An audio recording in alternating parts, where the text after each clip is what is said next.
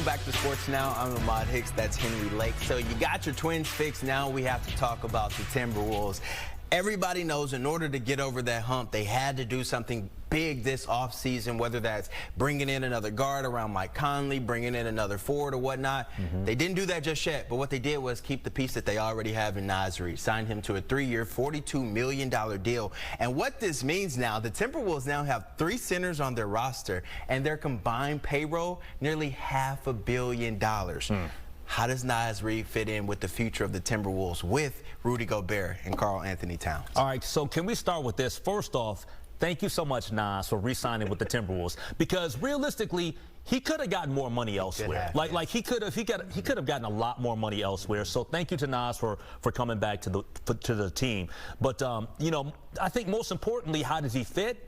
I think he fits fine, but at the end of the day, I think that, you know, we start talking about the fit on that front court.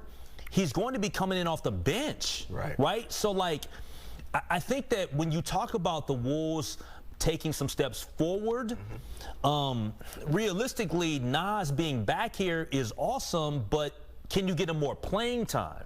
To me, ultimately, is the question. Because if you're not giving him more playing time, then him just coming back here, that doesn't necessarily give you that situation where you're going to make that massive leap forward. So does that mean that you part ways with Karl Anthony Towns? Because Naz Reid may not be a guy that starts the game, but you can envision Gobert starting and then him playing the last 8 minutes in the fourth quarter, because he can play defense and he can stretch the court. So what do they do with Cat? That's the elephant in the room. Well, I think that the idea is that they're going to run it back with Cat. Okay.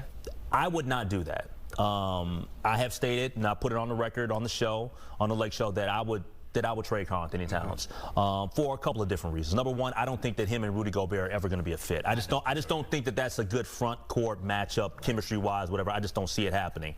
Secondly, what could you get for Karl Anthony Towns? I think you could get some significant draft picks or pieces to replace Karl Anthony Towns. And then number three, you know, I like Cat, I really do. But I think that there's a part of him that I question his maturity. I question some delusional comments that he makes from time to time about his standing in the NBA. And I just think that it'd probably be best for them to kind of move on. I agree. I think we all know that the star of the team is Anthony Edwards. That's what they need to build around. But we're going to look ahead to the future. The Timberwolves didn't have a first-round draft pick. They only had one in the second round. They made some trades. They moved up from number 53 to 33. And with that pick, they got Leonard Miller.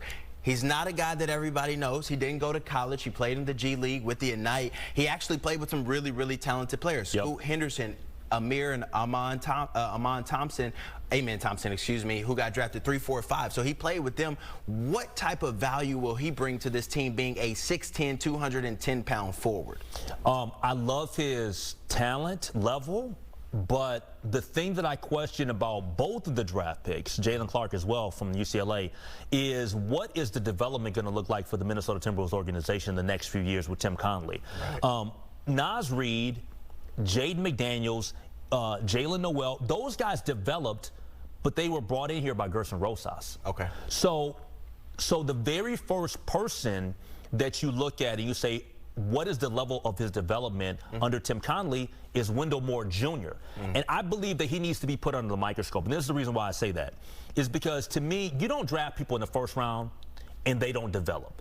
That is a red flag. I agree. And the person that they did take last year in the first round, along with Wendell Moore Jr., was who? Walker Kessler. They traded him to Utah. How good he looked.